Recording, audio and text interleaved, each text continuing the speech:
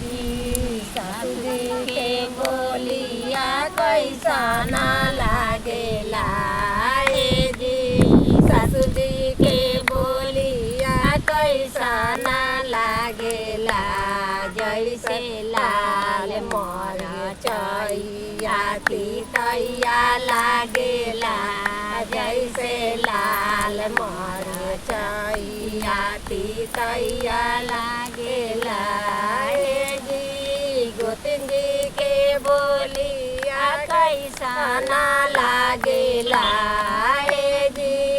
गोतिन जी के बोलिया कैसा ना लागेला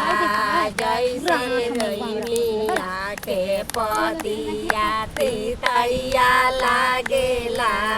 जैसे निमिया के पतिया तितैया लागेला ए जी ननदो के बोलिया कैसा ना लागेला ए जी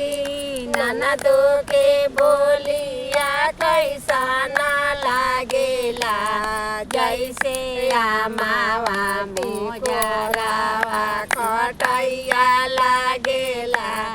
जैसे आमावा टिकोरावा खटैया लागेला हे जी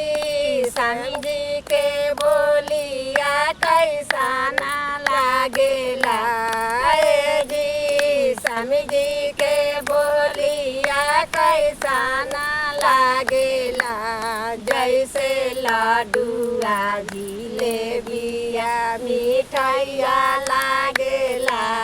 जैसे लड्डुआ जिलेबिया मिठाइया लागेला जैसे बन गए हो गए।